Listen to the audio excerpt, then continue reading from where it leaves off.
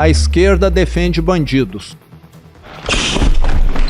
Quer acabar com esse teto, esse arcabouço. Tem que investir em educação, então, saúde, na sua moradia, opinião, quanto mais gastar, melhor, então. Não foi no governo de esquerda que morreram mais de 700 mil pessoas por descaso programático do governo. Então o senhor se comprometeria, uma vez eleito, a fazer uma reforma administrativa do judiciário e parar o Xandão e o STF? Certamente. Estou muito contente com essa oportunidade de conversar com um candidato à presidência. Quando fala que a esquerda acabou com o Brasil, nunca eu vi um governo, seja de esquerda ou de direita, que olhasse para a educação. Não fosse a esquerda, possivelmente a gente ainda está em regime de escravidão. Minas Gerais tem 300 mil funcionários. Sabe quantos parentes eu tenho no estado? Nenhum. Mas aí que vem a grande falácia nesse processo. De fato, o criminoso, ele causa danos para a sociedade. É o que você está falando. Porque a direita, ela age para matar. São Paulo, a direita age para matar? É, a esquerda não. Matar. Não, a esquerda não. A esquerda está no poder desde 2003 no Brasil, praticamente. Teve um intervalo só do Teve um intervalo de um golpe, mas tranquilo. Então, que é um golpe num país democrático, né? Para que caso você chegue lá e seja eleito de verdade, você possa também representar a gente, apesar de você discordar de algumas pautas, né? E parece que agora que com a gastança do Lula, nós estamos caminhando para ter outra quebradeira aí. Meu nome é Romeu Zema. Durante mais de 30 anos eu me dediquei ao setor de varejo e em 2018 eu me candidatei a governador de Minas Gerais. Estou aqui hoje com 30 esquerdistas. Estamos aqui para um debate que eu tenho certeza vai ser muito frutífero. Tenho certeza que hoje aqui muitas ideias boas vão surgir. A esquerda defende bandidos.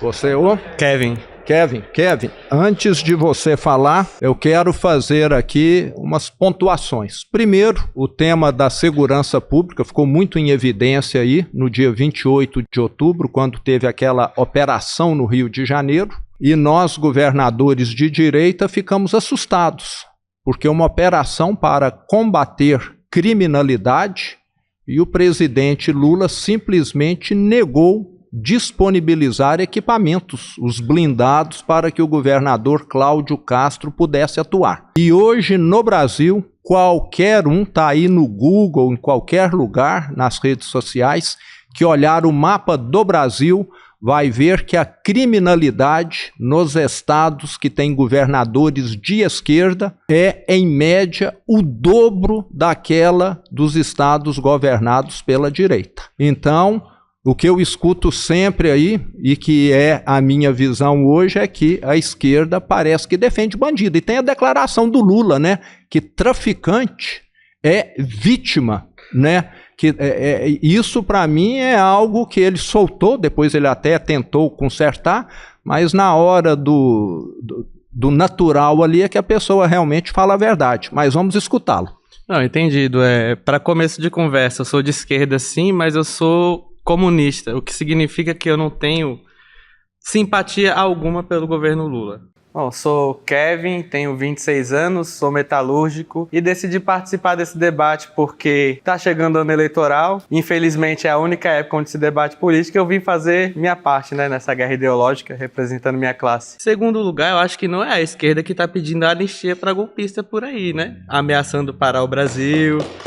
Tá. Então, agora vai continuando sobre a defesa de bandidos. Inclusive, nos governos de esquerda, por exemplo, Rio Grande do Norte, morei lá, Bahia, são governadores do PT, mas que eles absorvem o mesmíssimo populismo penal e as mesmas políticas de segurança pública que envolvem apenas aumentar ostensivamente o efetivo da polícia, como se isso fosse adiantar algo. Então não adianta. Então você concorda comigo de que a segurança lá está indo mal. Os governadores de esquerda, entre aspas, estão pecando na segurança pública, é muito pelo contrário, é justamente por se alinhar a esse discurso de direita, de que precisa... na prática, a governadora Fátima Bezerra... E os de direita, aonde que eles estão alinhados, então? Que a criminalidade está baixa em São Paulo, em Minas, Santa Catarina, a criminalidade Paraná. de São Paulo só cresce. A gente teve recorde de assalto celular. Mas você pega... Eu tô falando de estatística, estatísticas,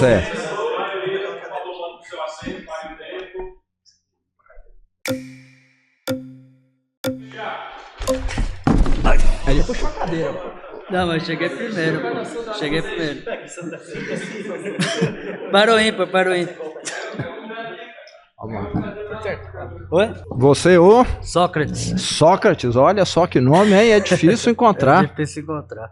Jesus ainda é o sobrenome. Jesus? Sócrates. Olha só, dois iluminados. É verdade. Lá na família tem Aristóteles também. Platão. Maomé, tem tudo isso.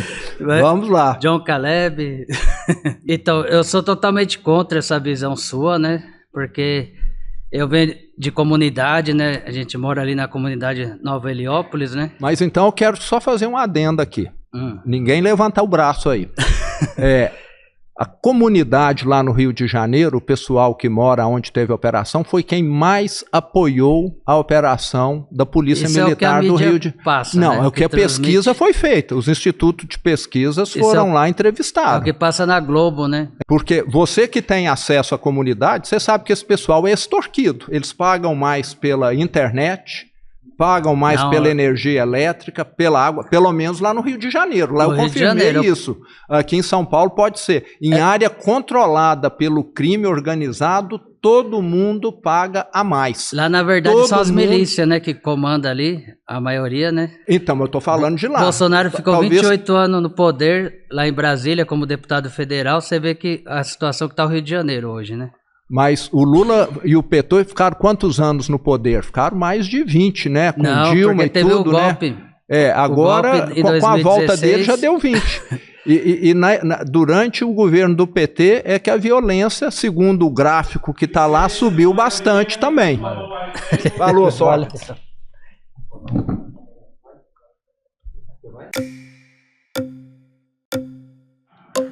Opa, foi tranquilo? Foi tranquilo. Você do Joia Zema. Vitor. Eu queria começar, Zema, dizendo que... Vamos falar aí, a esquerda defende bandido, que é a ideia que nós estamos. A sua fala, ela, em primeiro lugar, é uma falácia. Infelizmente, ela não contribui para um debate mais produtivo, porque existe, de fato, um grande debate importante em segurança pública que deve ser levantado, que é onde nós combatemos a segurança. Sou Vitor Andrade, tenho 26 anos, componho a coalizão de políticas públicas baseadas em evidências e decidi participar do debate por conta do descaso que muitos governos de direita têm tido com a ciência aqui no Brasil e feito uma falta de representação do que realmente seriam ideais do liberalismo. A direita, e esse é o grande problema que a gente levanta aqui quando a gente fala, sobretudo dos governos de direita no Brasil, elas têm enfatizado muito o combate do crime no varejo, que são as operações que ficam muito famosas, como a do Rio de Janeiro e etc. Só que isso é muito pouco quando a gente fala em combate à criminalidade e um combate eficiente. E aqui tem um certo negacionismo da ciência da segurança pública nesse processo todo. Por quê? Porque quando a gente fala em combate à criminalidade, existem 3 pontos que são fundamentais de serem trazidos aqui. Um é a questão de nós, de fato, termos pessoas atuando para que haja mais oportunidades para aqueles que operam e fazem com que o crime diminua. Tá certo. Nós também temos que enfatizar aqui outra coisa muito importante, que é as pessoas que trabalham com segurança pública, de fato, terem ações que sejam efetivas e não simplesmente ações que vão gerar algo midiático, mas que, na prática, não mudam a realidade. Oportunidade, equipe policial e a outra questão que é muito importante, que é o manejo ao longo do tempo. Porque não adianta nada você fazer uma operação se não houverem recursos e meios para que a gente tenha a longo prazo uma política que seja realmente eficaz. Isso não é cumprido. Operações como a do Rio de Janeiro, elas simplesmente fazem com que transpareça que está se combatendo segurança pública, mas quando a gente olha o histórico do Rio de Janeiro, a gente olha que, por exemplo, 4.600 operações policiais foram feitas desde 2020, só que isso não tem gerado, de fato, uma diminuição dos homicídios. Aumentou em 13%, por exemplo. Então eu vou te argumentar aqui o seguinte, eu já vi diversos estudos onde, quando o emprego aumentou, as oportunidades aumentaram, estavam disponíveis, a criminalidade aumentou também. Já vi estudos também onde havia regiões com distribuição de renda muito desigual e que nesse lugar tinha menos crimes do que onde a distribuição era melhor. Me parece que está muito mais ligado a questões de os criminosos realmente estarem atuando, formando novos criminosos. O crime, hoje no Brasil, virou um modo de vida. Mas aí que vem o ponto, alicia jovens hoje. O jovem, muitas vezes, compra uma tornozeleira fake, coloca na perna, porque aquilo dá glamour para ele, você entende? Mas aí então, vamos falar nós sobre... criamos aqui, junto com a Perfeito. esquerda, a cultura do crime. E a fala do presidente demonstra muito isso, que eles são vítimas. Agora, você não falou da mãe que perdeu o filho, você não falou da viúva que ficou com 3 filhos, que o pai foi assaltado. Mas aí que vem a grande falácia nesse processo. De fato, o criminoso, ele causa danos para a sociedade. Você tá falando, mas ele causa danos para a sociedade e, de fato, isso é verdadeiro. A grande questão é o meio que nós vamos fazer para ter um combate efetivo ao crime organizado. Em Minas Gerais, vamos falar de Minas, por exemplo, em Minas a gente teve aumento de 5% das mortes dolosas. Nós tivemos, por exemplo, um aumento das facções criminosas. Eu sou mineiro, infelizmente eu tenho percebido o aumento do PCC lá em Minas Gerais. Isso por quê, Zema? Porque você trabalha, juntamente com a lógica de outros governadores, do combate no crime no varejo. E não trabalha, por exemplo, com outras ações que seriam muito importantes. Eu criei 1 milhão de empregos. Eu criei na minha gestão 1 milhão de empregos já. 1 milhão de empregos foram criados desde que eu assumi o governo de Minas. Então como é que você explica, 1 milhão de jovens... Mas como você explica o aumento das facções criminosas em Minas Gerais? O aumento do PCC, por exemplo. Eu olho a gente teve aumento de 50%, Zema, então, dos tráficos de droga em Minas Gerais. Vamos pegar as estatísticas. Você não falou que eram os governos de esquerda que geravam o crime? Por que em Minas Gerais a gente compara tem Minas com Bahia, compara Minas com outros estados da esquerda, você vai ver o tanto que Minas está melhor. E eu estou falando de estatística. Zema, a gente está falando do governo que é muito aquém daquilo que deveria ser. Não, eu estou falando de estatística. Não. Então, depois a gente vai mostrar os dados. Os gráficos. A criminalidade na minha gestão em Minas só caiu ao longo do tempo, você entendeu? Tem um processo muito importante. E nos estados do PT só a gente teve uma queda nacional de 11%. A gente teve uma queda nacional de 11%. Em Minas, a queda foi de 12%. Estatisticamente falando, não é relevante essa queda em Minas Gerais, porque, inclusive, a gente tem explicações muito boas para essa queda. Agora, uma mudança da demografia no Brasil, nós tivemos uma mudança no formato de crime, isso você não comenta, Zema. Tem uma porque existe um combate de crime que é muito especial, que é o combate do crime digital. Ok. Valeu.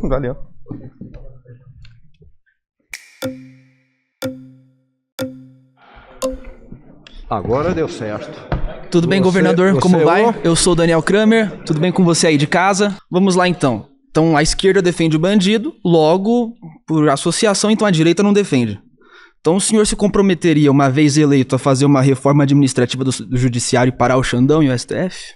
Certamente, é o que o Brasil mais precisa. Eu sou o Daniel Kramer, tenho 25 anos, sou massoterapeuta e também crio conteúdo para as redes sociais. Eu tô aqui hoje porque quem se diz de direita no Brasil, para mim não representa bem a direita, então se esse cara que eu vou debater hoje realmente é de direita, eu devo ser o Leon Trotsky. Hoje, o que nós temos, principalmente no Supremo, são práticas que incentivam a desobediência. O que aconteceu essa semana no Brasil com o ministro Gilmar Mendes mudando a maneira de se proceder a um impeachment de ministro do Supremo, é uma afronta à Constituição. Parece que o que está escrito não vale.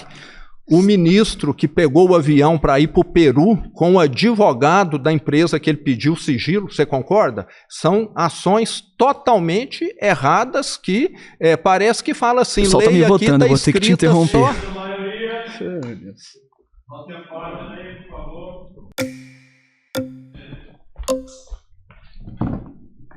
Bem, governador. Você é o? André.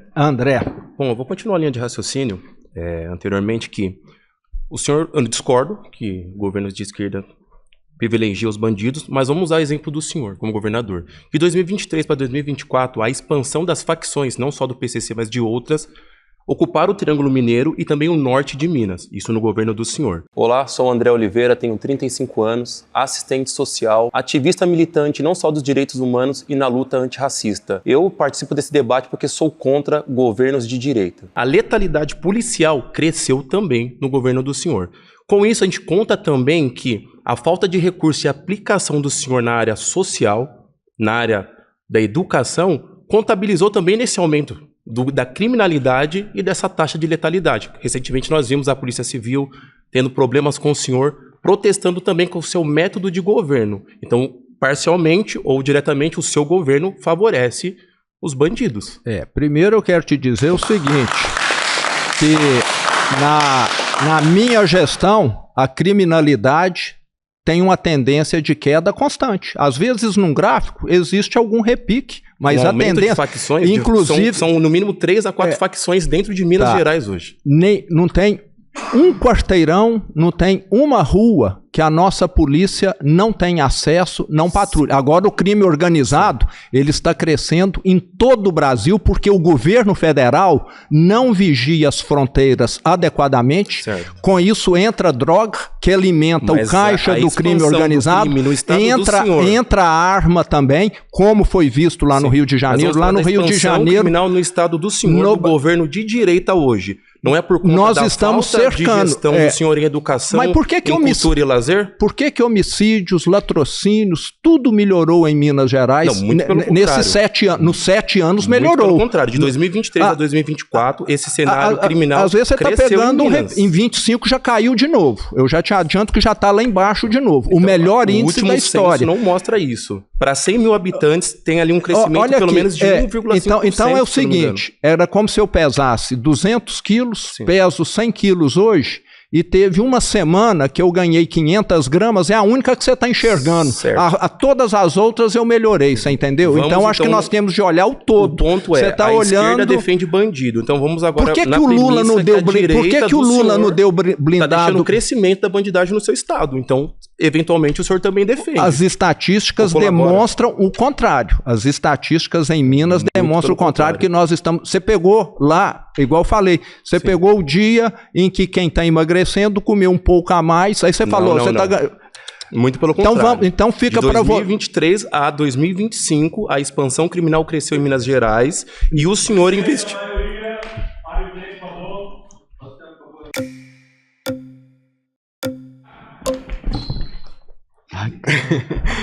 Bom, o senhor estava perguntando a respeito do Lula, por que ele não mandou o blindado, né? Isso. Felizmente eu tenho essa informação, ele estava voltando da Indonésia num voo que teve que ser adiantado com um avião que não tinha capacidade de rádio. E foi aí que o Cláudio Castro decidiu agir, porque o Cláudio Castro já tinha essa informação. Inclusive o senhor já tinha essa informação, todos os governadores já tinham essa informação. Fiquei sabendo pela mídia. Todas essas informações foram dadas aos governadores, saiu na mídia, saiu inclusive no portal Metrópole, que os governadores e as polícias federais estavam coordenando o voo do presidente Lula. Então assim, essa questão que aconteceu no Rio de Janeiro, ela é extremamente exemplar do que é a direita agindo, porque a direita, ela age para matar. Por exemplo, então a gente pode pegar um outro exemplo da operação que aconteceu aqui em São Paulo. A direita age para matar? A esquerda age para matar. Não, a esquerda não. A esquerda... Tanto que a operação policial que aconteceu aqui em São Paulo com a Polícia Federal, que foi coordenada pelo governo Lula, não matou ninguém. Te interromper aqui. A esquerda está no poder desde 2003 no Brasil, praticamente. Teve um intervalo só do Teve um intervalo de um golpe, mas tranquilo. Então, que é um golpe num país democrático, né? Então olha não é como se a gente já não tivesse passado por vários. A esquerda teve... Deixa eu falar? 2 golpes. Você deixa eu falar? Desculpa. A esquerda teve, então, mais de 20 anos e o Brasil hoje é o campeão mundial de homicídios. Depois de 20... Deixa eu falar? Deixa eu falar? Depois de 20 anos, Lula, Dilma, Lula agora de novo, o Brasil tem aí 45 mil homicídios por ano e a esquerda protege vida. É como se todo dia no Brasil caísse um avião com 130 pessoas. Graças e a esquerda fechando os olhos. Não cai, mas o efeito é o mesmo. Na minha opinião... Obrigado. Ok. Obrigado. O nosso próximo tema agora, para todo mundo acompanhar aí, é... A esquerda quebrou o Brasil.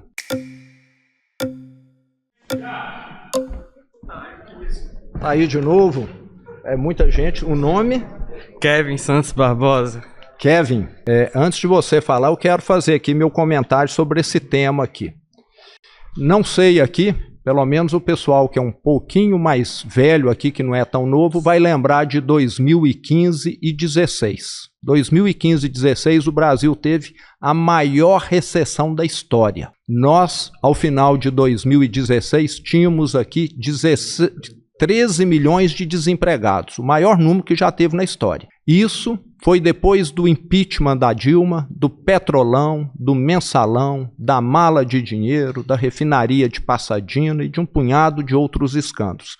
E o interessante é o seguinte, Nesses 2 anos, 2015 e 2016, o Brasil foi o único país do mundo que engatou marcha ré. O mundo inteiro crescendo. É como se numa sala de aula todo mundo tirasse 8, 9 e passasse de ano. E o Brasil tirou nota 2 e foi reprovado. E quem estava à frente era o PT. Agora tem um detalhe extra ainda. Eu assumi Minas Gerais em janeiro de 19. Peguei um estado arruinado pelo PT. Folha de pagamento paga parcelada em 3 vezes. 13º não se pagava. Repasses para as prefeituras não se fazia. Prefeito renunciando, prefeito suicidando em Minas Gerais. E parece que agora que com a gastança do Lula, que continua, nós estamos caminhando para ter outra quebradeira aí. Bom, eu acho que chega a ser engraçado, né, todo esse pânico com questão fiscal por parte da direita, dizendo que o Lula está gastando isso e aquilo, sendo que na prática, em 2023, ele aprovou um arcabouço fiscal, que é uma versão piorada do teto de gastos de Temer, que é muito mais restritiva ainda por cima. Inclusive sobre quebrar o país e destruir o país. Eu acho que, como é que eu vou dizer, não foi a esquerda, não foi no governo de esquerda que morreram mais de 700 mil pessoas numa pandemia por descaso programático do governo. Não foi durante o governo de esquerda que se privatizou a Vale do Rio Doce, que inclusive essa privatização desembocou naquelas tragédias que houveram em Minas Gerais. Então não foi num governo de esquerda em que se privatizou praticamente, se tornou autônomo o Banco Central do Brasil. Então não importa se eu votar no senhor, votar no Lula ou no Léo Périx, vocês não vão ter controle direto sobre a política monetária do país. Eu acho que quando você tira essa chance do povo decidir sobre a política monetária do país, você quebra o país. Então, mesmo que você queira fazer uma reforma, por exemplo, aprofundar o neoliberalismo, se essa não for a agenda do Banco Central, que agora é autônomo, como é que você vai conseguir? Não, eu quero que o Banco Central zele pela moeda, e não que o Banco Central seja subserviente ao executivo, ao presidente, como sempre foi. O Banco Central ter autonomia é coisa de país civilizado e desenvolvido. E antes era subserviente. Não existe um país no mundo fora de ter isso aí.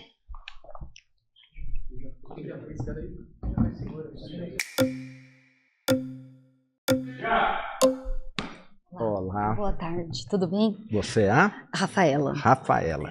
Senhor Zema, eu tenho, tô muito contente com essa oportunidade de conversar com um candidato à presidência. E eu sou professora há 22 anos, sou professora de geografia.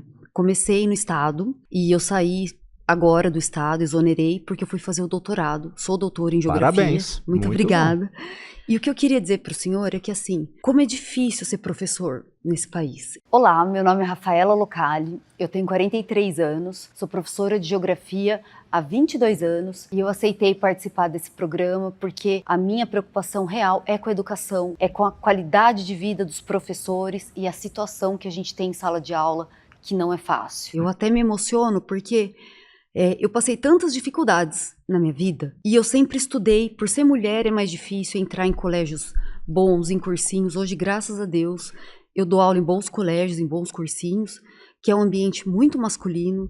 Para eu conseguir estar lá, eu tive que estudar, fazer mestrado, fazer doutorado, me provar muito mais. E ainda assim, eu tenho um HB20 2014.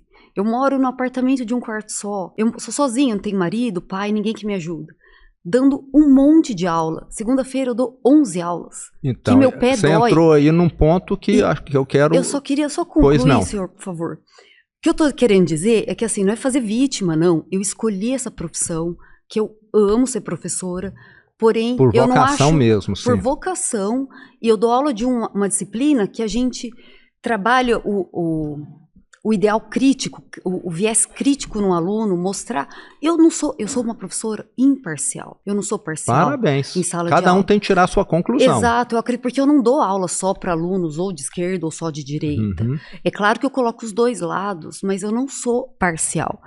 E aqui eu queria que o senhor me olhasse também, não como esquerdista ou o senhor de direita, eu tenho raiva de professor que só briga e só arma contra o senhor, não, como educação. Então, quando fala que a esquerda acabou com o Brasil, nunca eu vi um governo, seja de esquerda ou de direita, que olhasse para a educação. Eu vejo uma China que está aí formando 1 1,5 milhão de engenheiros por ano. Ano passado ela formou 1,5 milhão de engenheiros. O Brasil não formou 150 mil. Aí eu vi um outro governador de direita dizendo que um diploma não vale nada. Que eu sou CLT. Acho que até o nosso presidente fala isso, né? Ele se gaba, assim, não é? O que é muito ruim como exemplo, você concorda? Quando falam esse discurso, para que eu fui fazer doutorado se eu não valorizou minha aula? Eu ainda tenho que trabalhar um monte para me sustentar sozinho. Então é um discurso que desvaloriza a educação. Mas eu quero que você, uma hora, converse com alguma professora de Minas, não sei se às vezes você tem contato. Nós já reformamos mais de 3.100 prédios escolares que estavam numa situação deplorável. A merenda escolar nem se compara com aquela que era no passado. Nós estamos investindo 23 vezes mais em merenda escolar. Não sei se você viu o avanço da alfabetização que saiu aí há um mês atrás. Minas foi o estado que mais avançou, está entre os 3 melhores do Enem. Então, lá em Minas, nós estamos mostrando que é possível e temos melhorado a educação. E temos o maior programa técnico profissional do Brasil, que é o Trilhas de Futuro. Obrigada. Olhe para a educação, por favor, se o senhor for o presidente. Obrigada.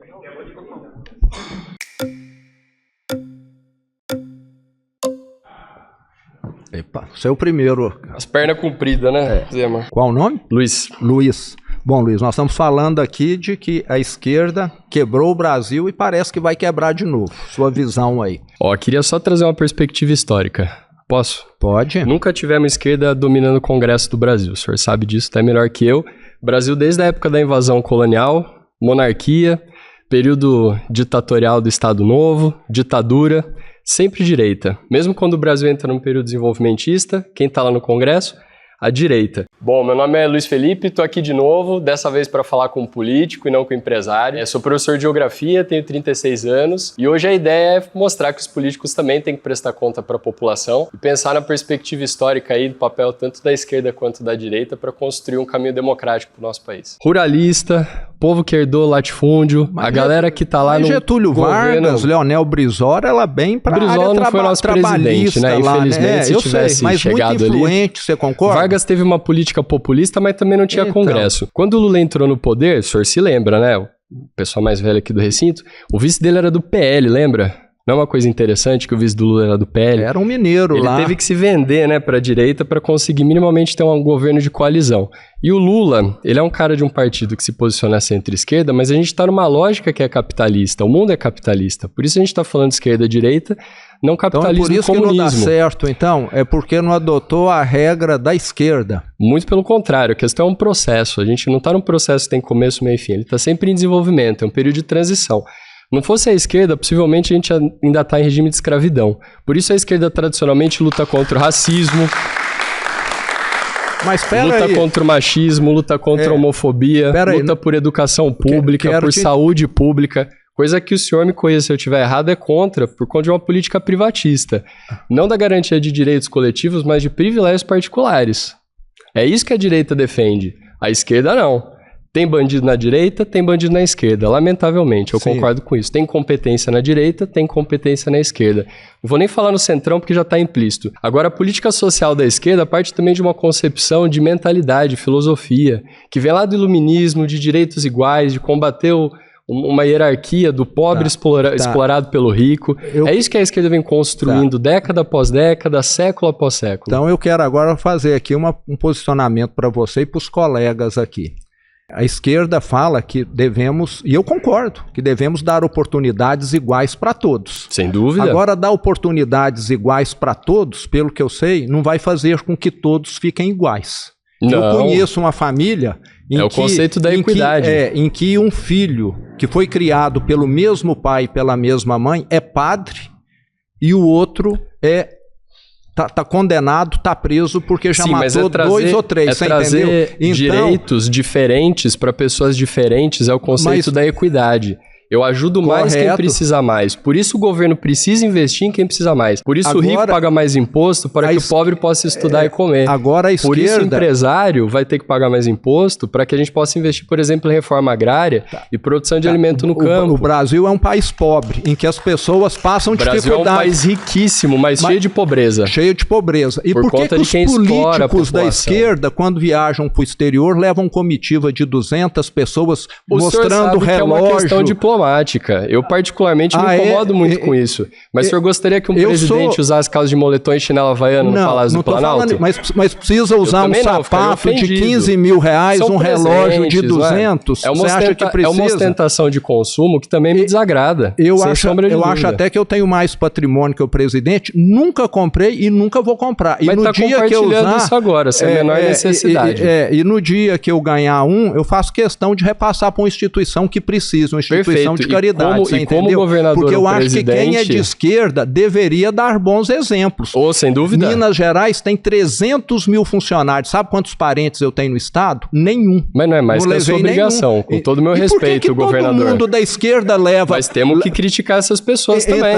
Eu concordo em grau número gênero com o senhor. Me parece, eleição democrática, esquerda e direita, disputando partidos sem nepotismo, sem vantagismo. A esquerda democrática defende absolutamente isso. Por isso, mas não é o que está sendo praticado. O fim do financiamento privado de campanha, o fim de bilionários se sustentando para ocupar cargo público. O senhor sabe que a esquerda defende isso, governador. Agora, por que esse governo deixa esses juros tão altos por causa da gastança? É Galípolo, é o Banco Central que tem autonomia, que o senhor acabou de defender. Mas o Galípolo coloca os juros altos. Os juros lá embaixo. O governo gasta muito.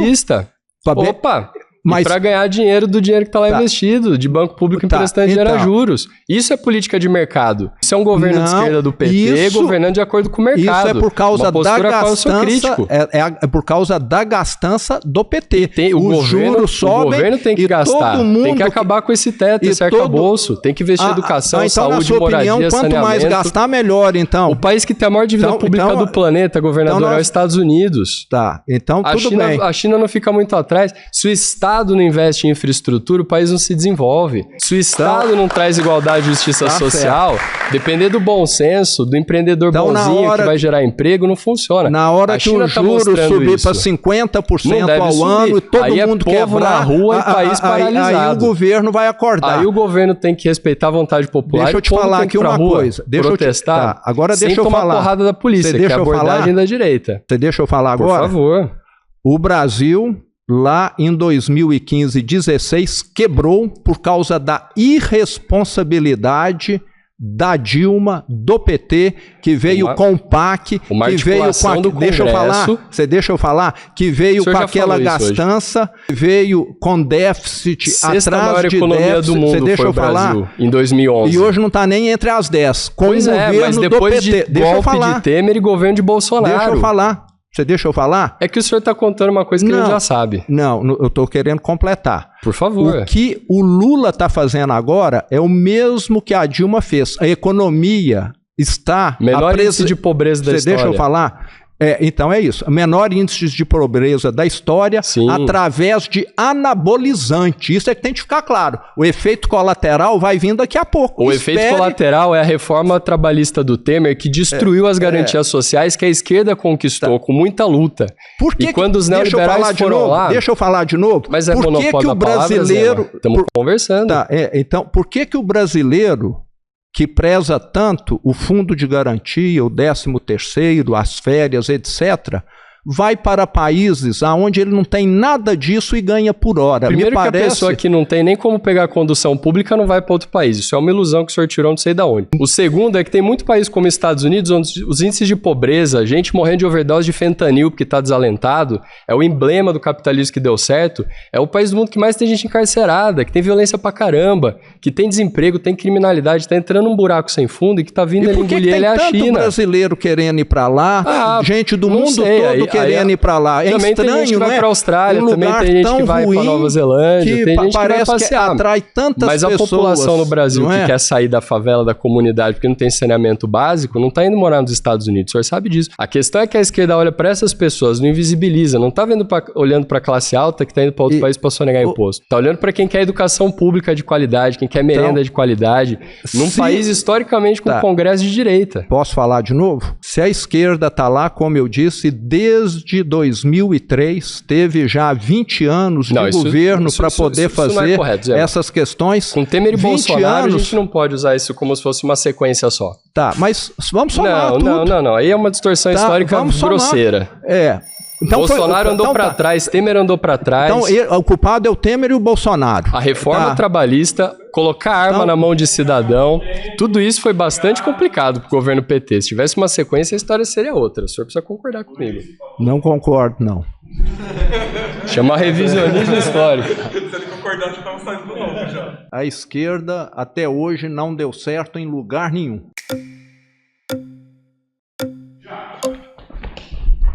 Relógio marcando. Bom, se a esquerda não deu certo em lugar nenhum, então a gente precisa apagar a Rússia do mapa, juntamente da China, Vietnã, Laos, apagar simplesmente praticamente todo o continente africano, porque se existe algum continente africano, se existe uma inovação na China, se existe um lugar onde as pessoas possam morar, as pessoas possam trabalhar, e a gente acha a China um país exemplo, tanto que o Brasil é o maior importador e exportador, tem a China como seu maior parceiro comercial, né? Então, se a gente vai dizer que a esquerda nunca deu certo em lugar nenhum, a Revolução de 1949, a Revolução de 1917 nunca existiram. Tá, então eu quero te fazer aqui algumas considerações, né? Primeiro, a Revolução Russa de 1917, ela acabou sendo concluída em 1990, né? Em 89 o Muro de Berlim caiu, o Mikhail Gorbachev fez a perestroika, em 90 a Rússia praticamente, a União Soviética acabou, né? Então a Rússia sumiu do mapa em 1990? Não sumiu não, estou falando a União Soviética acabou em 1990. Eu sou bem mais velho que você, com certeza, não, com certeza ela não existe mais. Não existe. E a China, de 1949, quando o Mao assumiu, até 1976, quando ele morreu, 77. Oi? 77 ele morre. 77. Na verdade, em 77 ele sai do partido e aí em 78 para 79 é quando ele realmente morre. A China, nesse período, foi um dos países com a história mais triste do mundo. Entendi. Então, assim, o país que saiu de uma... Deixa eu terminar. Deixa eu terminar. Então, de 49 até a morte do Mao, a China era super pobre, comunista, e aí teve a sorte de vir o Deng Xiaoping. E o Deng Xiaoping colocou práticas de mercado na China, que estão lá até hoje.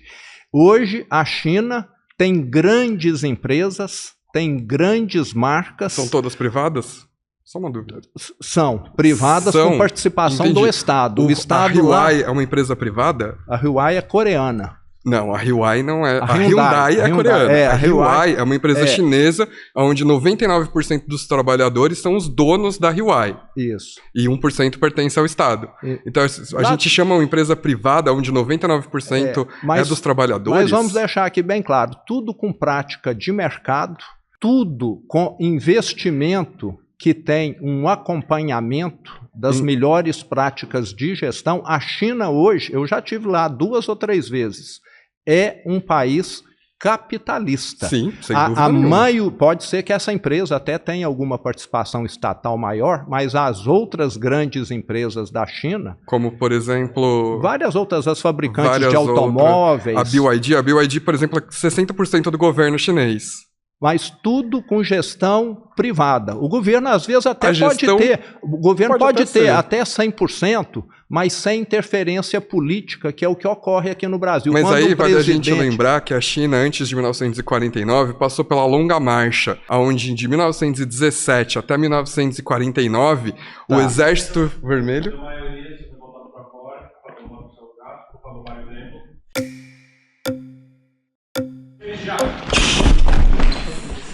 Bem, eu tô no lugar que estava a cadeira, então acho que eu sou o primeiro. Eu tô na cadeira. Eu aguento ficar aqui. Vocês puxaram a cadeira, eu cheguei na cadeira. Qual é o conceito, a regra? Quem chega na cadeira primeiro? Eu tô na cadeira. Tira um paro ímpar aí, então. Paro ímpar. Quem chega na cadeira. De acordo com a regra. Não cheguei na cadeira. Eu tô sentado na cadeira. Não, me puxou na cadeira, sentei.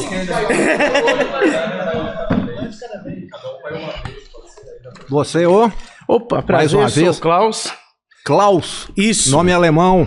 Isso mesmo. Inclusive de um general alemão. Isso. Vamos lá. A pauta é: a esquerda não funcionou em lugar nenhum. Mesmo tendo uma política de Estado capitalista, o regime chinês, ele é um regime comunista, um regime socialista. E está funcionando. Hoje está passando em PIB. Acredita-se que em 2030 vai passar até o próprio Estados Unidos em PIB. Então, como que você diz que não funcionou, sendo que está funcionando? Bom, eu posso te fazer aqui uma pergunta, então. Por que a Coreia do Norte, Cuba, os outros países socialistas não avançaram e a China avançou? Não avançaram justamente porque acontece. O modo da esquerda funcionar são nas ideias, ali no socialismo, trabalhando no social, mas sim, adquirindo um regime capitalista, sim, junto com o social. Coisa que, por exemplo, a direita não defende. Defende totalmente o regime capitalista. Tudo funciona em cima do capital, sendo que o Estado pode trabalhar junto, sim, com empresas. Vide a Xiaomi hoje, que está passando até a própria Apple. Agora, você concorda que na China ela adotou uma economia de mercado lá? Práticas que os países capitalistas têm? Você Economia concorda? de mercado capitalista. O regime em si é um regime socialista, trabalha pelo social, da população, mesmo praticando o capitalismo, porque hoje não tem como crescer um capital de uma nação sem realmente ter a parte capital. Você sabe como que um chinês aposenta? Me explique. Ele precisa poupar a vida toda para poder receber depois. Lá não tem aposentadoria. Opa, obrigado.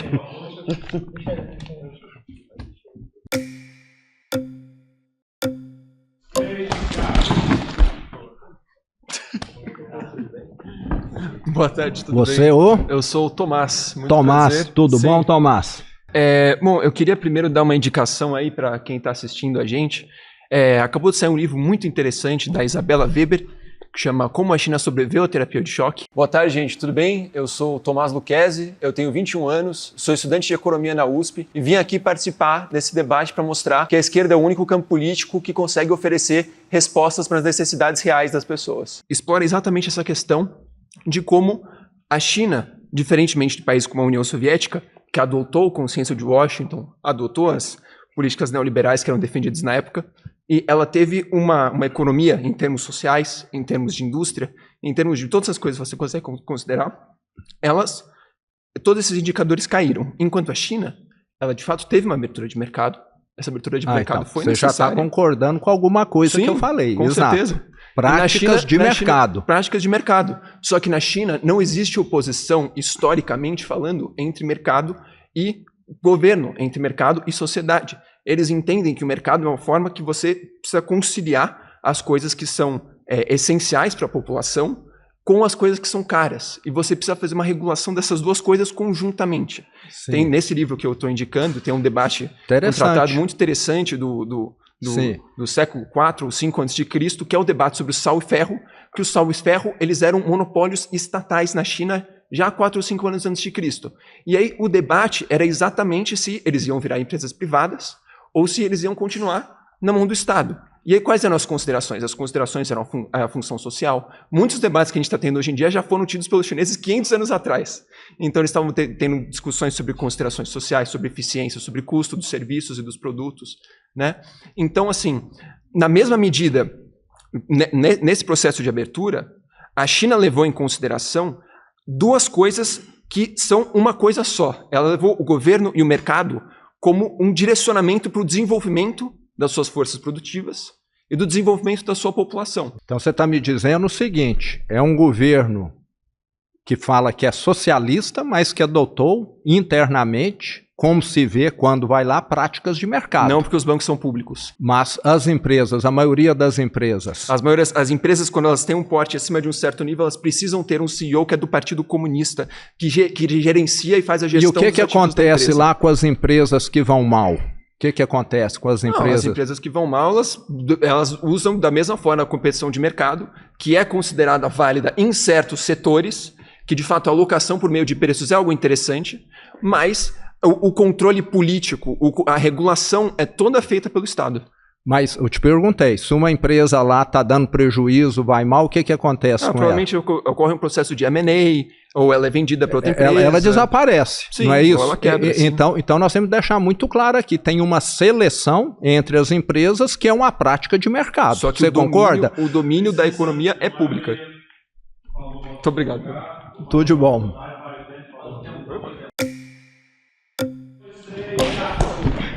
Opa, agora... Opa. Quase quebrei. Deu certo agora. Você Denis Grilo. Denis Grilo. O Grilo é porque eu falo demais, eu sou neurodivergente, sou TDAH, então eu comecei a ficar ali pulsando. Então Seguinte, vamos lá, Denis. Bora pra responder essa pergunta. Quando os amigos começam a falar sobre a esquerda ter dado certo ou não, o que me preocupa é o seguinte... Quando você fala assim, não deu certo em lugar nenhum. Aí já vamos nos referenciar. O capitalismo destruiu os oceanos. O método de consumo, ele deixa a gente mais individualista, mais egoísta. Por exemplo, a minha pauta, que é a de neurodivergência, é muito afetada por conta disso. Porque muitas vezes por conta do mercado, o capacitismo vem forte. Na educação, que sou professor, então, nossa, terceirização da educação é destruição total. Então vamos lá. Quando eles falam dos exemplos de dar certo ou não, é muito aberto, porque, por exemplo, Karl Marx, você falou sobre o método de produção. A confusão que existe aqui é que o método político do socialismo não em si tem a ver com o método de produção. Até porque o guru da esquerda é Karl Marx. Karl Marx diz que o método capitalista era o bom para a produção e tinha que ser superado. Então, quando você fala a China usa o método de mercado, a gente tem que destacar o seguinte, o socialismo, ele é, de modo imprescindível, o garantidor do bem-estar social. É isso que o socialismo preza, garantir o bem-estar social. E as dinâmicas de mercado da China hoje garantem o bem-estar social, concentrando o poder nas mãos do Estado. Portanto, todo empresariado chinês, ele não está acima do Estado nunca. Ao contrário do Brasil, que os bilionários estão no poder e ferrando com a gente. Então, pra caramba. Quero que você me responda aqui um ponto. Tudo que você quiser. Socialismo traz o bem-estar social. Eu não conheço nenhum brasileiro, até hoje, do meu relacionamento, conheço muitos que foram para a Europa, para os Estados Unidos, mas nenhum que tenha ido para Cuba, para a Venezuela, para a Coreia do Norte. O problema é esse. Qual que é a questão? Porque geralmente as pessoas vão para onde a vida vai melhorar. Me parece que nesses países eles vão para onde a vida piora. Mas essa argumentação sua é muito vazia. Você já andou nas periferias por exemplo, eu já andei nas periferias de São Tomé das Letras do seu estado, por exemplo.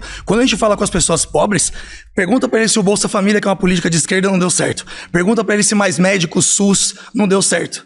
Essa falácia, ela é muito equivocada, porque você está tomando referenciais não é falácia, que não são do nosso país. Vamos pegar. Não é um fato, porque para mim que sou pobre, o Minha Casa Minha Vida permite eu ter uma casa, e é um programa socialista. Se o Brasil tem 5 milhões de brasileiros morando fora, 90% estão em países com economia de mercado e não em Venezuela. Nosso país é mais 100 anos de direita. As pessoas estão fugindo para caçar uma vida melhor. Eu não concordo com você. Não, mas eu estou te falando como pobre. Estados Unidos... Eu não tenho condição de pegar um coiote e colocar minha vida em risco, por exemplo. Tem muita gente pobre que eu conheço que foi para outros países. Mas eu conheço só gente pobre, praticamente. Minha vida é nesse meio. Sou professor de escola pública do Estado, sou pobre. Eu quero te deixar claro o seguinte, se países socialistas fossem atrativos, eles não construiriam Não, mas é aí que é equívoco. Por que a Alemanha Oriental construiu um muro para ninguém passar para o ocidental? Tinha de proibir as pessoas de transitarem. Sou professor de história, porque então o muro... Tá bom, obrigado.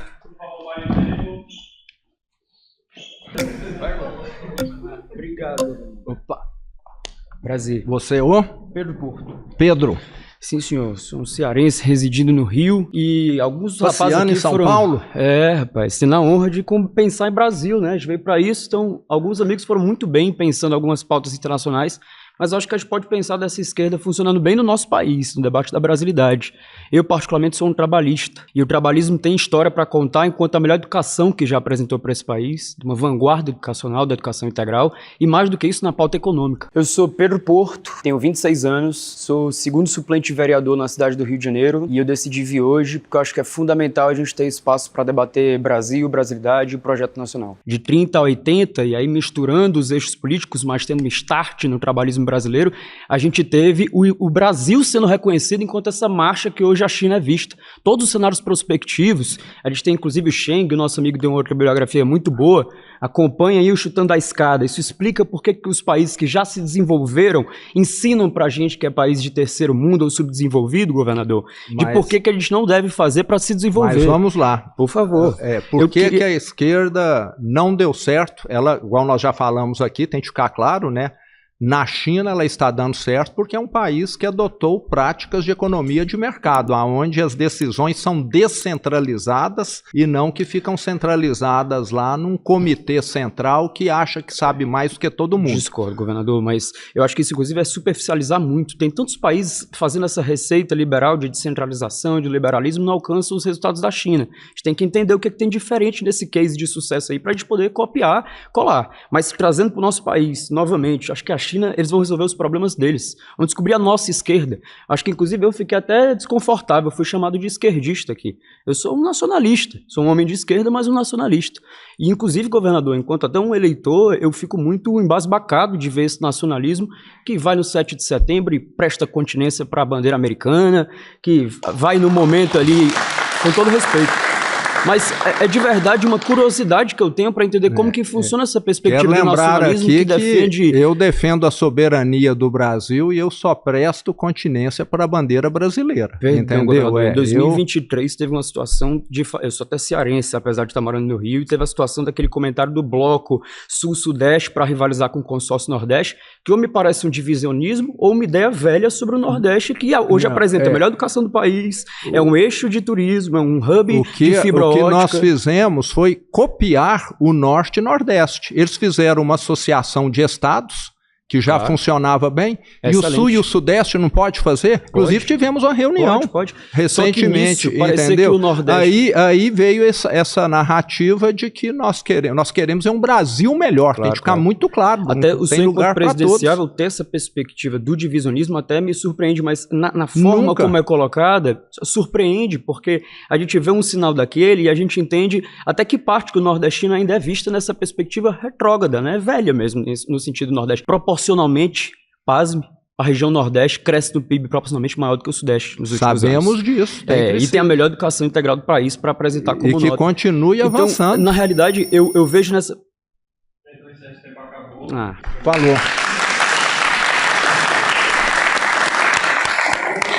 Nosso próximo tema é a esquerda é contra a religião.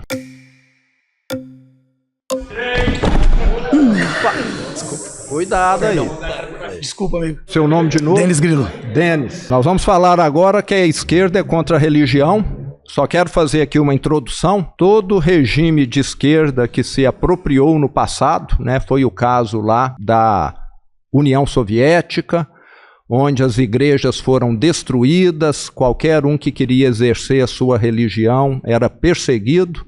Depois a esquerda acabou vendo que isso era meio que antifuncional e acabou liberalizando alguma coisa. Mas até hoje, né, lá na União Soviética está lá o corpo do Lenin, do Stalin, para serem venerados, né, como se fossem santos maiores do que os humanos. Me parece que o corpo do Mao na China, a mesma coisa. Então a esquerda gosta muito dessa idolatria. E nada exemplifica, né, o que ainda acontece do que a Coreia do Norte, né? Os santos da Coreia do Norte é o atual ditador com o pai dele e com o avô que tem lá estátuas do tamanho do Cristo Redentor para todo mundo chegar e adorar. Então parece que a esquerda gosta de venerar os seus figurões e não da liberdade aí das pessoas pensarem mais. Discordo muito de você por ser professor de história. Primeiro porque você está pegando exemplos de um lugar, de uma localização e uma cultura e tentando trazer para toda a esquerda. Nós temos um autor que se chama Florestan Fernandes e ele fala Nós e o Marxismo, e ele fala que todos nós que temos algum conceito de esquerda, que acredita que o Estado tem que garantir o bem-estar social, ou como os comunistas, de superar o Estado, inclusive, eu na minha prática eu sou socialista, eu acho que o Estado tem que garantir o bem-estar social, eu acho que isso é um absurdo, porque primeiro que culturalmente cada conceito conceito de governo, cada grupo de pessoas, eles vão colocar isso de uma maneira. Eu sou cristão e sou de esquerda, inclusive muito pautado na Bíblia. Se você pegar o livro de Amós, o livro de Josué, todos eles, por exemplo, Josué, você pode falar sobre a questão do MST, do Movimento Sem Terra, né, que defende a terra, né? Você pode pegar Jesus, que diz que é mais fácil um camelo passar no buraco de uma agulha do que um rico entrar no reino dos céus. Então, quando a gente pega tudo isso, muita coisa que é empurrada pela esquerda, por exemplo, foi Jesus que falou. Então, na verdade, Karl Marx, ele fala sobre a liberdade religiosa, ele até tem um termo que fala que a religião é o ópio do povo. Exatamente. Então, mas Karl Marx falou isso. É aí que tá. Quando a gente pensa criticamente, eu sou professor de filosofia também, eu tenho que colocar para as pessoas que a religiosidade é uma coisa e a religião é outra. A religião, ela institucionaliza. Quando nós somos institucionalizados, nós tendemos a seguir cartilhas, seguir regras, e aí vem o dogmatismo. Isso pode acontecer num viés mais à esquerda, de direita, não importa. Por exemplo, a gente tem um exemplo como o fascismo, né? O próprio bolsonarismo. Olha o que as igrejas estão fazendo. Gente com arma dentro da igreja. Por exemplo, a educação de forma geral, ela sofre por conta da anticiência, hoje, né? O capacitismo, e tudo isso num viés de direita que se diz cristão, mas que humilha muitas vezes as pessoas, né, que são religiosas ou que são deficientes, e eu posso falar isso com muita propriedade. Nas escolas, por exemplo, falta quase todos os governadores, inclusive o senhor, a lei berenicipiana, por exemplo, não é respeitada, a lei de inclusão não é respeitada.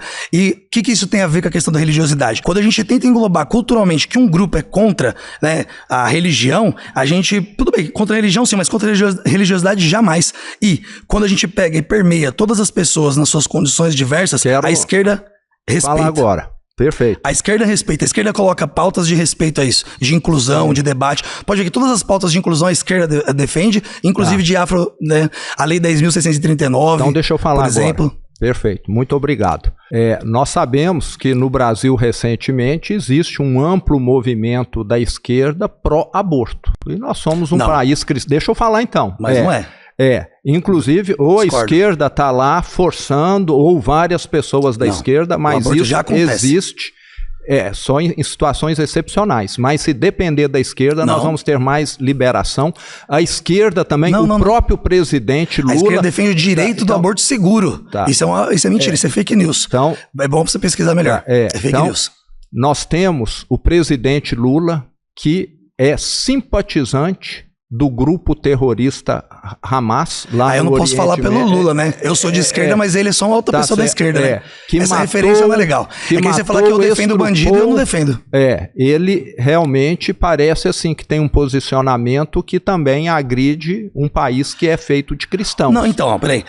Os judeus não são cristãos, né? Inclusive há um problema gigantesco com isso, porque o sionismo não tem nada a ver com Jesus Cristo, né? Aliás, eles não defendem isso. Eu não tô nem falando de judeu, eu tô falando de um grupo que estupra e mata. Entendeu? Eu não tô falando disso. Mas o ponto é, quando você fala do Hamas, ou você fala dos grupos que são contra o Estado Islâmico, a gente tem que colocar nessa pauta. Porque todo bolsonarista estava com a bandeira de Israel. Só que os israelenses, inclusive, estupram. Tem vídeo de soldados estuprando palestinos, etc. Então, ficar justificando violência por violência não cabe, né? A gente precisa pautar discussão sobre o grupo de ideias. A esquerda é contra a religião. Mentira. Obrigado. Aí o David falou... Não deu não, paizão. Boa tarde. Boa tarde. Você ainda não tinha vindo, não, né? Ainda não. Você é o? Sou Eric, vim de Minas pra poder conversar com você um pouquinho. Opa! Veio de onde, Eric? Sou de Contagem. Então tá lá. Podemos começar? E tudo bem? Me chamo Eric Belico, tenho 28 anos. Trabalho como consultor estratégico de negócios, trabalho também com comunicação política e eleitoral. Eu acredito que os ideais que Jesus trouxe na Terra, quem mais segue, quem mais preocupa com o pobre, com a classe baixa, assim, é a esquerda. Eu acredito que na narrativa a gente pode ter uma conversa sadia e talvez mudar mesmo esse estereótipo e trazer mesmo a reflexão para um representante de direita que quer ser presidente para poder pensar também na classe trabalhadora. Vamos lá então. Então, por que você acha que a esquerda é ou não é contra os valores cristãos? Eu acho que é totalmente o contrário disso, né? Se a gente pegar a passagem de Jesus Cristo, eu te falo hoje como um catequista te falando isso, tá? Jesus defendia o direito das minorias. Jesus, ele andava com prostitutas, andava com leprosos, que eram excluídos da sociedade. Né? Então, se a gente for pegar, assim, a parte que mais preocupa com a questão de assistência, né, mais assistencialista, qual ideologia o senhor acredita que vai mais para esse lado? E outro ponto, né, você trouxe, assim, que a esquerda, ela não atua tanto, assim, na questão religiosa, né, mas a direita que defende falsos messias, certo? Como o ex-presidente que foi preso, certo? E tem outro ponto também. Tem outro ponto também, né? Se a gente for pegar para analisar, hoje a direita compõe grande parte da bancada evangélica, certo?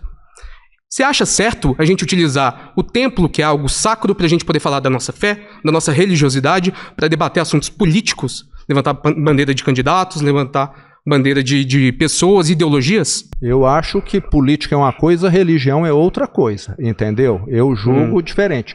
Por isso até que a esquerda não deveria entrar nesse tema.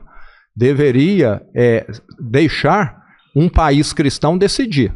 Como eu estava dizendo. Mas quando a esquerda deixou de deixar isso? Eu estava dizendo aqui o seguinte: a esquerda, primeiro, é claramente muito mais pró-aborto do que a direita. Eu sou a favor da vida. Então, se eu posso. Então, só um minuto, só cortando. Então, se a gente for pegar essa base de raciocínio, eu posso falar assim, então, que o senhor, como acaba favorecendo, né, mineradoras atuando no nosso estado de Minas Gerais, o senhor é pró, então, a morte de pessoas, como aconteceu em Mariana, em Brumadinho.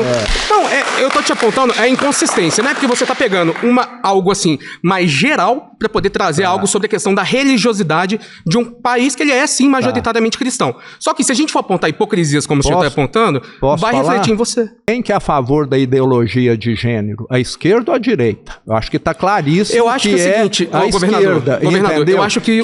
Deixa eu terminar aqui. A esquerda quer que o Estado comece a doutrinar crianças pequenas sobre sexo. Então, sexo, eu acredito terminar. Assim, não, é porque isso aqui é uma conversa, né? Se for em questão de mão única, igual o senhor tá levando, o tempo todo, Lula, PT, então é melhor o senhor levar isso aí pro debate presidencial que você vai ter ano que vem com o PT, né? Deixa eu terminar aqui minha fala. Eu acho que a questão de sexualidade, cada um vai definir a sua no momento adequado, na adolescência, e a esquerda quer pegar crianças pequenas e falar para um menino ou para uma menina, você pode escolher ser homem ou ser mulher. Eu acho isso abominável, isso só causa confusão, só causa ansiedade, e nós temos de lembrar que no passado, isso está em tudo quanto é livro de história, na União Soviética, em Cuba, na China, em todos os países de esquerda, os homossexuais foram perseguidos, para não dizer exterminados muitas vezes. E a esquerda hoje se faz de boazinha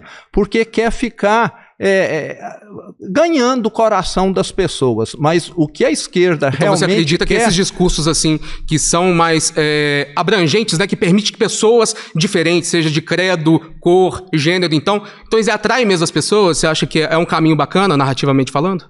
Eu acho que é uma forma de se mostrar bonzinho, se mostrar soft, que a esquerda faz. Acho que é uma forma de parecer bonzinho, o governador. Quando você fala, assim, por exemplo, da questão da gestão, né, que a esquerda faz mal para o Brasil, mas a dívida pública de Minas Gerais, ela praticamente duplica com o senhor no poder, né? A questão, assim, de vocês defender a privatização a todo instante, né? Aqui no nosso estado de Minas Gerais. E a gente vê resultados, assim, em outros estados, né? Como acontece, né? A Enel deixando São Paulo no escuro. Então tem uns pontos, assim, que você acaba apontando, que se a gente for analisar a mesma forma de narrar e de levar essas conexões, a gente aponta hipocrisias na sua fala. Nós estamos falando aqui de valores mas o senhor também fugiu de alguns temas, né? Não, eu tô me concentrando aqui. Você foi pro lado aí que a esquerda valoriza as minorias, né? Eu tô dizendo que no passado elas foram perseguidas pela esquerda. E hoje é perseguido por quem? Pelo que eu saiba, por ninguém. Hoje nós temos uma sociedade muito mais avançada hoje,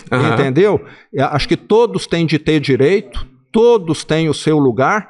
Agora, quando fica colocando isso muito em pauta, na minha opinião, é que acaba gerando diferenciação. E nós somos todos iguais. Como cristão? Eu quero uma Minas Gerais melhor para o branco, para o negro, para o índio, então, para o adulto, para a criança, para a mulher, vamos voltar aqui para o tempo. Você está entendendo? Eu concordo.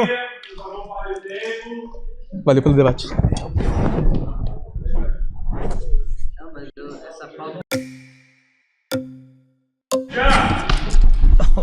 Você tá de novo aí. Estamos aqui de novo, né? Eu, como cristão, né, tenho que debater isso aí. Na campanha eleitoral, a gente teve que defender várias fake news do pessoal evangélico, né? Falando que o presidente Lula ia fechar as igrejas, que ia perseguir os evangélicos, né? E, na verdade, o pessoal... O que a esquerda defende é a liberdade. Essa liberdade tem lá na Venezuela, em Cuba, na Coreia do Norte, tem? A liberdade religiosa. Tem lá nesses países de esquerda, lá em Cuba, todo mundo, na Venezuela é livre. Você ser livre. São livres lá? E não tem ninguém preso lá. Maioria.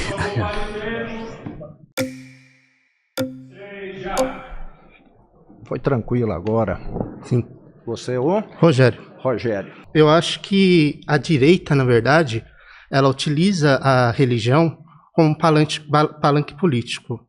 O Bolsonaro, por exemplo, ele se vale muito de ser um cristão, de defender que o país é nacionalista, que o país, todo mundo é cristão, quem não é cristão está errado. Quem não é cristão é criminoso, quem não é cristão está fazendo coisa errada, está traficando, está... De alguma forma, a esquerda, ela defende a liberdade religiosa. Você pode ser católico, você pode ser cristão, você pode ser bandista. O que interessa é a pessoa em si, não a religião que ela defende. Mas isso acontece nos países governados pela esquerda hoje? Todo mundo tem liberdade de religião, de expressão? Em Cuba, na Venezuela, na Coreia? Me parece que é algo que a esquerda não gosta muito, não. Por que a esquerda aqui sempre está tentando colocar limites no que é divulgado pela mídia, na internet, etc. Parece que ela não gosta de quem não segue a cartilha dela, não é não? Discordo.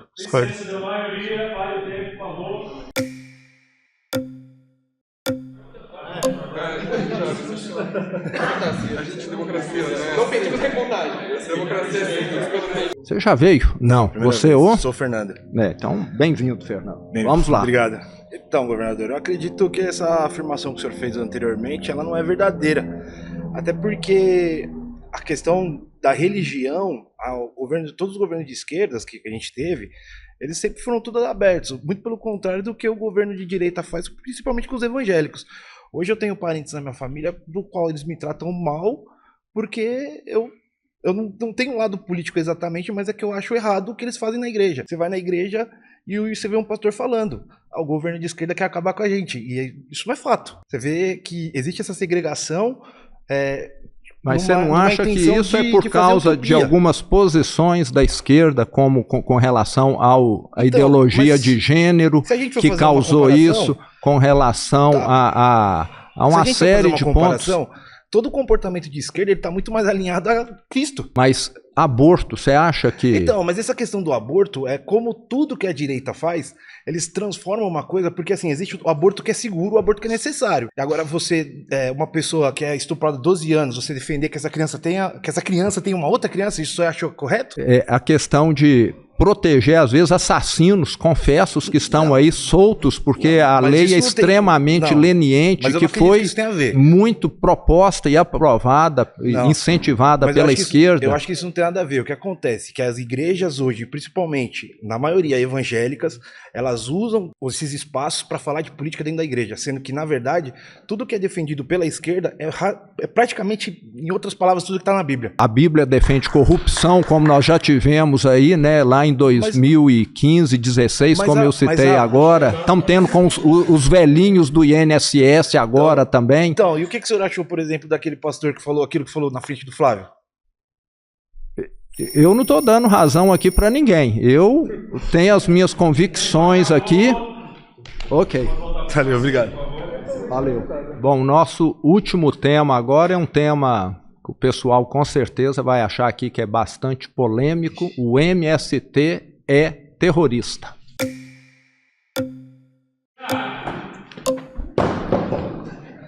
Foi mal, eu vou ter até a cadeira. Antes de você falar, o MST, para quem acompanha, está na internet. São dezenas e dezenas de vídeos que mostram o MST invadindo propriedades privadas com pessoas lá dentro, agredindo, destruindo o que estava pela frente. E eu já vi, isso aconteceu comigo no meu primeiro ou segundo ano de governo, uma fazenda que foi invadida e o MST recruta crianças pequenininhas, às vezes de colo, para levar a mãe, dá lá uma diária para a mãe ficar lá, recruta idosos para que na hora que a polícia chegue lá para ver a situação, eles falam que aquela terra ali é uma terra que aquelas pessoas vão defender. E tem ainda as escolinhas do MST, que pegam crianças pequenas e que desde cedo são, da mesma maneira que o Hamas faz lá no Oriente Médio, são doutrinadas aqui, né, com essa linha, falando que é, né, uma escola agrícola, né, ou escola ecoagrícola, alguma coisa assim. Então, o MST que eu tenho acompanhado, que é o real, não é o que sai na televisão, que às vezes, muitas vezes, só mostra as criancinhas, os velhinhos, é esse. E está aí na internet, muita gente já filmou o MST chegando numa fazenda e... Eu posso fazer uma pergunta para o senhor? Então vamos, quero te escutar. O senhor já foi para algum acampamento do MST, antes de ser governador? Já passei em vários, eu andava... Antes de ser governador, o senhor já foi em algum? Eu quero lembrar uma coisa. A minha pergunta é muito simples, sim ou não? Eu passei 30 anos da minha vida na estrada, no interior de Minas. O senhor entrou em algum acampamento? Vi muitos acampamentos. O senhor viu acampamento, o senhor já entrou em algum? Minha pergunta é simples. Já. E abandonado. Só tinha as barracas lá para poder encenar. Tudo encenar. O que eu vi foi encenação. Encenação, o senhor entendeu? Acha que essa encenação, isso foi em que ano, mais ou menos? Deve ter sido 2000, 2005, por aí. 2010. Tem uma diferença muito grande entre 5 anos. 2010. Mas vamos supor que tenha sido entre os anos 2000. O que acontece? O MST, ele somente vai para frente das fazendas que são improdutivas. O professor... Então tá na internet o contrário. Pode terminar, sim. Então, o professor Eulbaldo Ribeiro, que era um professor de geografia da Universidade de São Paulo, que faleceu faz pouco tempo, ele tinha um estudo extremamente importante que mostrava que 80% das terras no Brasil são improdutivas. E isso faz muito sentido. Quando a gente pensa, por exemplo, no preço do alimento aqui no Brasil, o senhor acha o preço do alimento no Brasil justo, sim ou não? Acho que as famílias aqui sabem falar melhor. Eu acho caro. Todo mundo hoje reclama, então, não é? Exatamente. Reclama. Por que o alimento é caro? Se a gente tem 80% das terras improdutivas, porque essas terras são preparadas para o gado. Essas terras são preparadas para a fazenda pastar e não para as famílias plantarem. Toda vez que a gente tem um latifundiário, toda vez que a gente tem um latifúndio, a gente a gente remove a possibilidade do pequeno agricultor, do camponês pobre ir lá e realmente trabalhar na terra. Por quê? Porque essa terra está sendo abandonada justamente para fazer o quê? Para fazer a especulação imobiliária.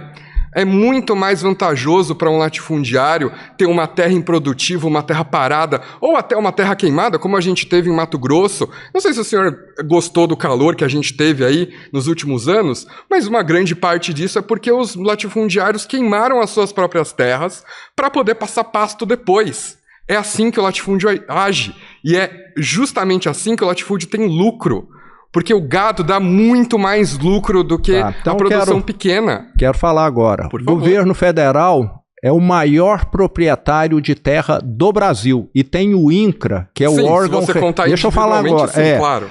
E tem o INCRA, que é o órgão responsável para poder fazer a reforma agrária. Sim, o maior proprietário. Quem compõe o INCRA? Então, essa é uma pergunta interessante, o senhor sabe? Então eu queria que o INCRA... A minha pergunta é essa, o senhor sabe quem compõe o INCRA? Quem está dentro da diretoria do INCRA? Eu sei que ele é o responsável pela reforma agrária. Os diretores do INCRA são latifundiários. Tá, então, os diretores do INCRA são todos donos de terra. Mas o presidente é do PT há 25 anos. Então, o órgão que é responsável por fazer a reforma agrária é de parte dos latifundiários, que são quem controlam e quem tem interesse em manter aquela terra desocupada. Então eu queria que você colocasse na internet depois, colocar lá invasões o senhor pode pesquisar do MST, método de ação do MST pelo Prédio Stedley, que é o presidente do MST no Brasil. Que é um terrorista, é um terrorista. Se o Pedro Stedley é um terrorista, então eu sou 3. Eu só quero fazer 2 perguntinhas.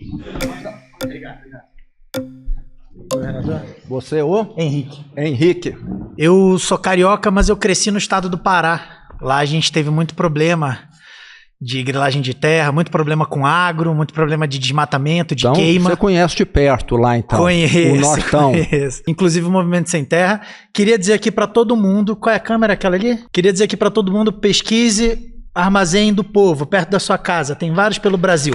Lá você vai conhecer o que é o Movimento Sem Terra, tá? Você pode ser voluntário, inclusive, e ajudar nas entregas das cestas que eles vendem, entendeu? Você pode ajudar o Movimento Sem Terra. Queria perguntar pro senhor, que o senhor estava falando que o Movimento Sem Terra é terrorista. Queria perguntar pro senhor se o senhor tem a mesma opinião de quem chega em locais como o Vietnã, quem chega em locais como o Iraque, quem chega em locais como o Panamá, enfim, vários países aqui da América Latina, quem chega em locais como a Venezuela e tenta impor o seu modo de vida. Afeganistão, com a União Soviética também. E com os Estados Unidos também. Tem vários casos aí, né? O senhor diria que o presidente Trump é terrorista? Não, vamos falar aqui do MST, tá certo? O nosso foco aqui é o MST. Eu queria te perguntar uma coisa, o seguinte. Vamos lá. Vamos fazer aqui uma comparação. Vamos dizer, você deve ter familiares, uma família grande, como a minha também, né? Geralmente o pessoal no passado tinha 10, 15 irmãos. Eu tenho lá na minha família pessoas que às vezes têm lá imóveis para poder alugar, casa, apartamento, e eventualmente esses imóveis ficam fechados, às vezes improdutivos. Com tanta gente sem casa para morar, veja só. Aí eu acho que nós deveríamos, né, se for nessa lógica, termos também o movimento do sem teto também. Nós temos o MTST, muito obrigado, governador, por lembrar do MTST, que faz as suas ocupações. Temos a ocupação 9 de julho em São Paulo. Conheça, por favor, o MTST. Ninguém pode ter mais uma casa que fique 1 mês, 2, 6 meses disponível para aluguel. Eu acho que não deveria. Não acha justo, né? Que enquanto tem gente que tem as casas disponíveis e sobrando lá para pessoas morarem, tenha tanta gente, como no caminho para cá do debate a gente vê morando na rua. Eu não sei quantas camisas você tem no seu guarda-roupa. Acho que você deveria ficar com 5, que dá para usar um no dia, e dar o restante também. Mas é o que eu faço, governador. Você faz isso? Sim, eu dou com as minhas roupas. Você faz isso? Então você está de parabéns. Eu faço trabalho mesmo. voluntário, exatamente, porque a gente precisa se doar para a sociedade. Né? Eu acho que eu tenho o privilégio de ter nascido numa família não tão abastada, mas com condições, que me deu o privilégio de entender, né, que tem gente que precisa mais do que eu de certas coisas e que faz eu poder fazer trabalho voluntário, ajudar as pessoas, ajudar quem tem menos que eu, né? Que eu acho que essa deveria ser a postura da direita. Sim. Então você acha que propriedade privada não precisa? É algo que nós não temos nenhuma necessidade. Não seria tão legal se todo mundo tivesse propriedade privada e não só o Blairo Maggi lá no Mato Grosso e não só o grande latifundiário, o Lula não só os grandes com triplex, não é isso também? Exato, o Bolsonaro com seu monte de imóveis, não é? Um desse não poderia ser para algumas pessoas que estão morando na rua, para algumas pessoas que estão desabrigadas, para alguém que está lá no Movimento Sem Terra. Né? Porque afinal eles não têm terra, eles não precisam de uma terra, sei lá, do tamanho do Sergipe, como alguns latifundiários têm aqui, né? Do tamanho de um estado. Eles precisam de um campo de futebol, de menos até para plantar sua mandioca, para vender sua batata, para cuidar da subsistência da sua família, que é o que o Movimento Sem Terra busca. E você sabe que a terra, quem planta todos os anos, depois de X anos, precisa descansar para ela recuperar? Exato, o senhor deveria falar isso para o Blairo Maggi, novamente, que eu citei, que é o sojeiro que está estragando o Mato Grosso, né? O senhor poderia falar isso para os latifundiários que estão detonando a Amazônia, que já não tem um solo tão rico assim, que precisa ser melhor cuidado, que estão lá destruindo. Isso daí não é o Movimento Sem Terra que precisa saber, são os grandes latifundiários. Então, acho que nós Precisamos, então, mudar bastante coisa no Brasil, né? Isso nós concordamos, camarada aqui, Zema, nós concordamos. Okay, nós concordamos sim, nós concordamos. Concordo com o senhor. Bom, o senhor gostaria de considerar mais alguma coisa comigo? Eu já terminei por aqui, muito obrigado. Quem tiver na vez, quem não falou ainda, de preferência. Só 2 perguntas, rapidinho. Não, mas vamos deixar quem não falou primeiro. São 2 perguntas, O senhor pode repetir o tema novamente, por favor? O tema que nós estamos falando aqui é que o MST é equivalente a uma organização terrorista porque recruta pessoas que não tem nem noção daquilo que estão fazendo. Eu já fui... Quantas pessoas o MST já matou? Eu não tenho histórico aqui não, mas com certeza... sabe qual é o maior produtor de arroz do Brasil, pelo menos no ano passado? Não sei. Foi o MTST. Foi o MST, desculpa. O maior produtor de arroz? Que é o alimento que o brasileiro mais consome. Então acho que não combina muito essa frase de dizer que... eu sei que o Brasil hoje é uma grande potência agrícola, porque tem técnicas de produção avançada, de proprietários que têm na propriedade privada essa forma de atuar e ajudar o Brasil, entendeu? É importante só ressaltar que o MST não matou ninguém.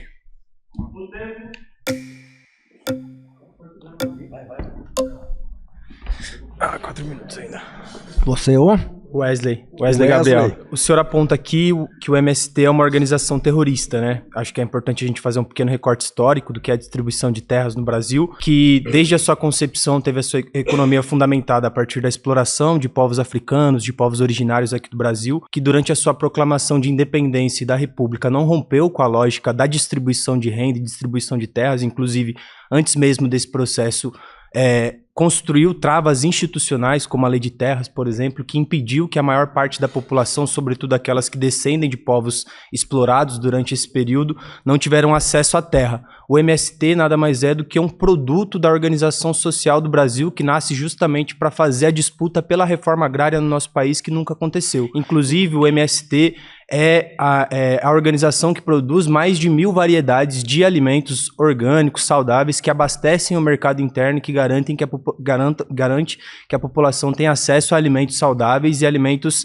acessíveis ali, diferente do agronegócio, que é importante do ponto de vista estratégico para a economia e geração de emprego no nosso país, mas que é insuficiente do ponto de vista do abastecimento do mercado interno, justamente porque atua no sentido de produzir para exportação, né? Então, eu acredito que o MST, além de ser um produto da organização social do Brasil, é de extrema importância para ressaltar a importância da disputa e do debate sobre a distribuição de renda e de terra no nosso país, algo que nunca aconteceu, mesmo em governos de direita e de esquerda, tendo um recorte histórico, sobretudo, que o Brasil é um país historicamente governado pela direita há centenas de anos, e no pequeno ciclo de desenvolvimento em que o PT esteve à frente do nosso país, ainda assim o Congresso Nacional, a maioria das prefeituras e de câmaras de vereadores eram de direita. Então, atribuir ao MST o papel de terrorista enquanto um movimento que disputa a reforma agrária, que nunca aconteceu no nosso país, é um erro grotesco e uma ignorância em relação ao processo histórico do Brasil. Então, deixa eu falar agora.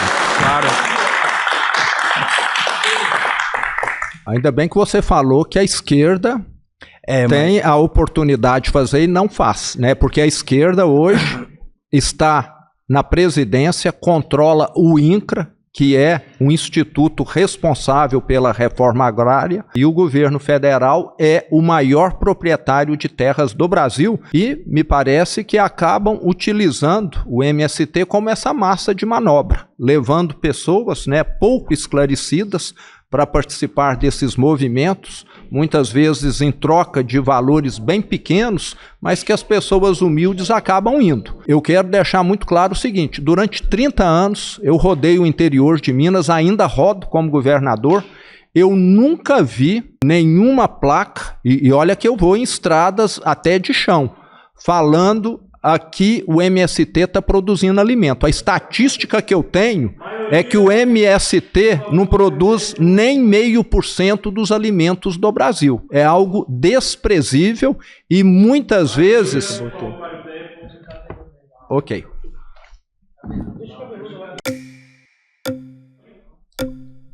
Aí de novo. De novo. O nome de novo que eu não... Eric, isso. Então, repete, por favor, o argumento que você usou para poder falar assim que o MST hoje ele é um movimento assim terrorista. Quase que terrorista, porque invade terras, agride pessoas... Não é que você falou da organização, desculpa. Seleciona figurantes, é como se fosse para montar... Como se fosse o 8 de janeiro? Não, bem diferente, né? Ele leva pessoas idosas... Que também foi um argumento, né? Que tinha os pipoqueiros, sabe, os idosos, né?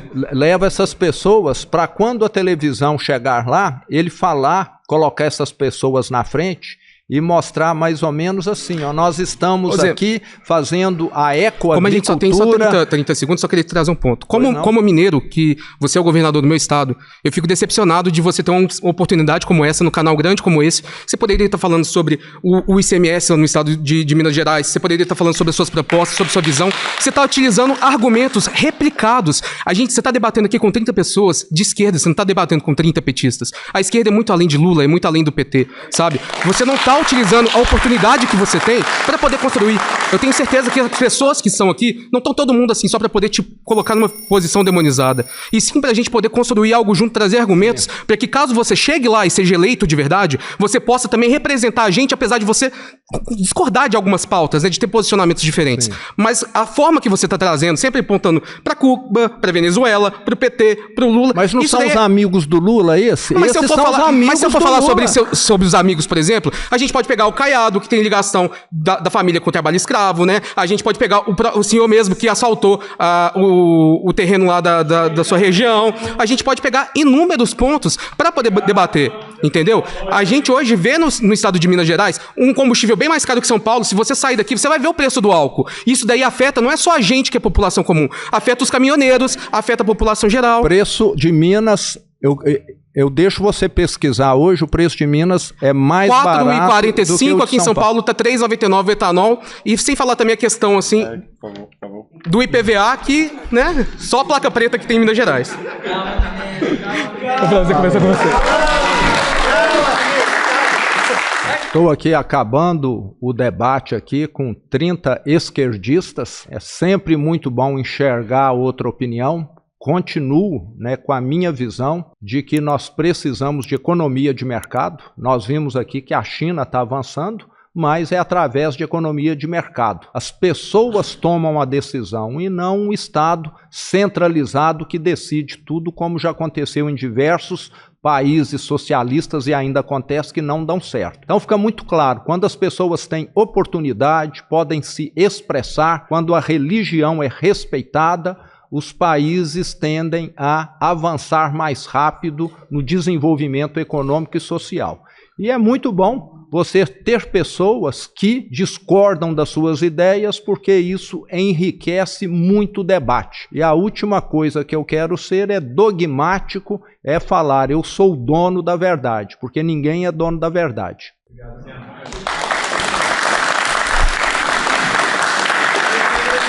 Sim, achei muito válida qualquer oportunidade que a gente tem para discutir com argumentos inteligentes, sem grosseria, sem acusações, mas saber ouvir também, então, e ainda com um governador, um chefe de Estado, então é muito válido, agradeço muito a experiência.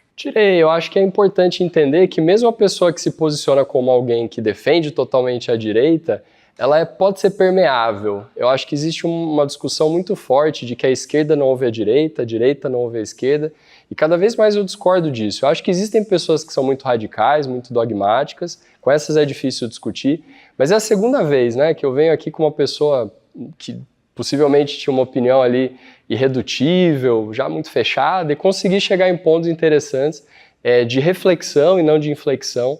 E isso é importantíssimo, né? A gente perceber como esse processo mesmo de desenvolvimento, ele não para, está sempre andando. Então, acho que esse foi um ponto importante aí de hoje. Eu gostei muito do posicionamento do governador quando ele é educado, ele soube ouvir, né? Tratou todos com muito respeito. Apesar de pontos divergentes, eu achei que a educação prevaleceu, então a ética, o compromisso estavam presentes, então eu gostei bastante disso. A experiência foi muito boa, muito válida. O que eu percebo é que às vezes, como eu estava de um lado e do outro 30 pessoas, muitos queriam se manifestar mais e às vezes não tiveram a oportunidade, mas muito bom saber que mesmo dentro da esquerda, como eu percebi aqui, existem visões bastante distintas e diferentes, o que demonstra que o ser humano está longe de ser uma ovelhinha que segue todo mundo.